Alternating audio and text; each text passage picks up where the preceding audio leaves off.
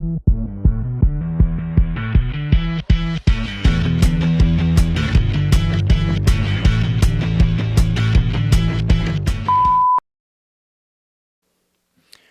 we firefighters? Or are we paramedics? Or are we both? Well, the answer to that question, like so many things in firefighting, is it depends. So I get asked quite often, why is it that firefighters go to so many medical calls? You're firefighters, not paramedics. So the answer to that question can be answered in a few different ways, and it mostly depends on your municipality and the structure of those services within your geographical location.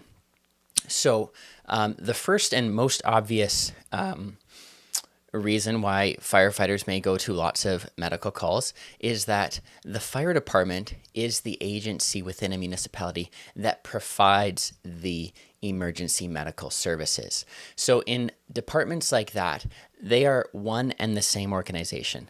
Medical and firefighting, it's governed by the same structure, same budgets, all that sort of stuff.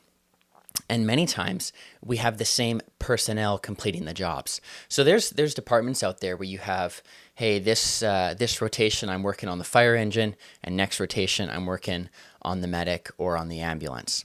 So firefighters that work in jurisdictions such as that, they're often dual trained as firefighters and fully qualified paramedics. Now, agencies or areas that don't have an agreement such as that, where the fire department services are provided by an agency separate from the emergency medical services, operate differently.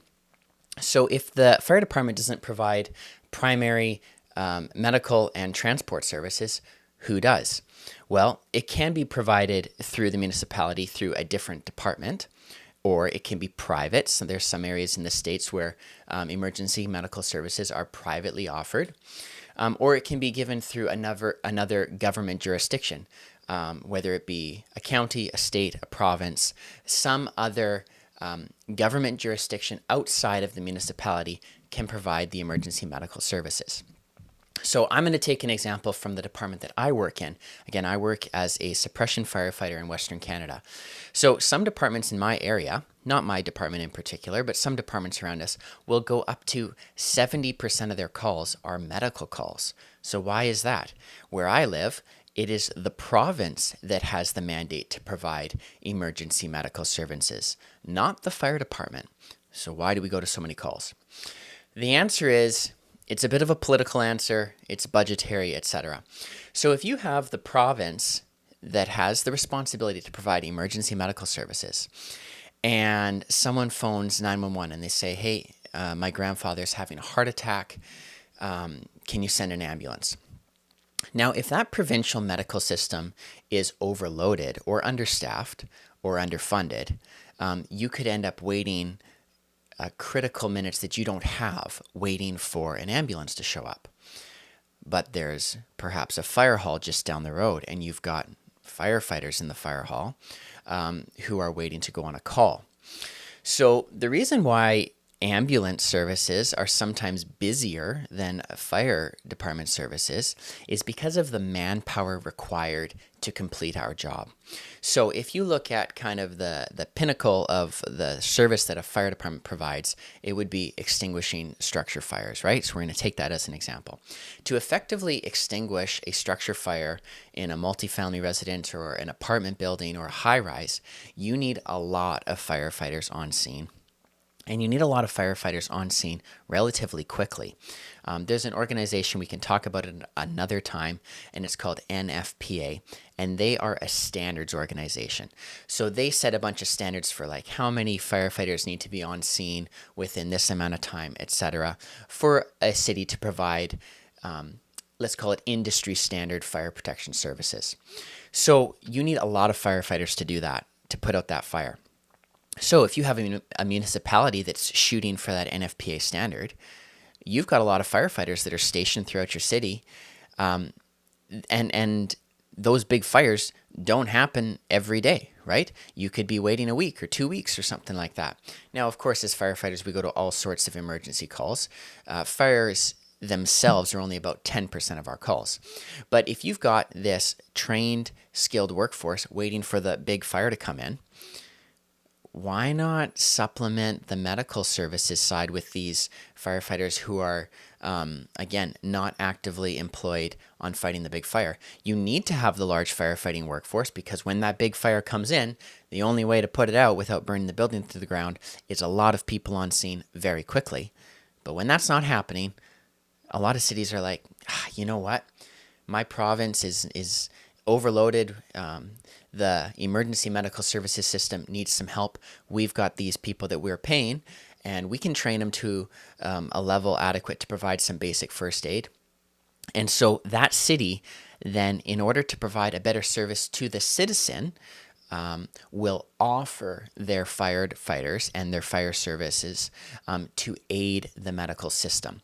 So again, where I work, each municipality comes up with an agreement with the province based on the province's coding system for severity of medical calls on how much that fire department is going to assist the province with medical calls. And so each city gets to determine that level of service that they are going to aid the province with. So, for example, in the city that I work in, our staffing levels are a little bit lower.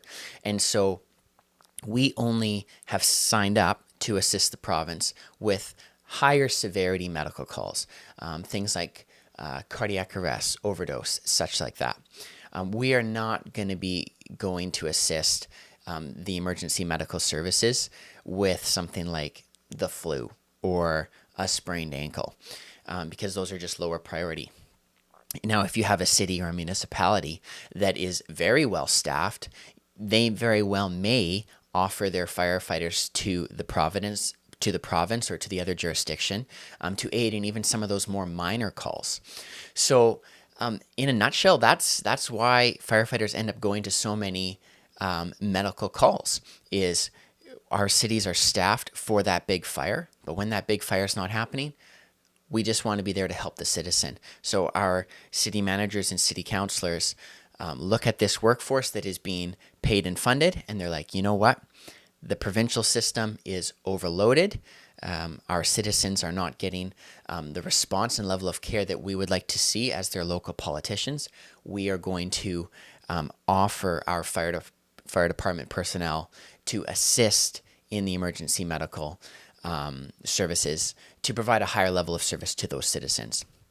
Now, as a firefighter, and it's quite obvious, and this is why some people don't question it, there is a high degree of overlap between what a firefighter does and what a paramedic does, especially when you get into those trauma calls, right? So if you have a really bad motor vehicle accident, there's going to be an aspect of which is, hey, you know what, it's the fire department's responsibility to do the vehicle extrication, but you've got injured people. And so if you've got firefighters in there, it just makes sense to have them medically trained as well to assist those paramedics. So for myself, I am not a paramedic or a medic as they're sometimes called, but I do have a level of emergency first aid and medical response training such that I can assist to the degree that my local department has volunteered us to assist the province. I can assist those emergency medical service personnel to provide the highest level of service to our citizens. So, in a nutshell, that is why firefighters go to so many medical calls. Either you work in a department where the fire department and the emergency medical services are one and the same organization, or you work in an organization where they are separate, but in order to provide the highest level of service for our citizens, we also assist with medical calls.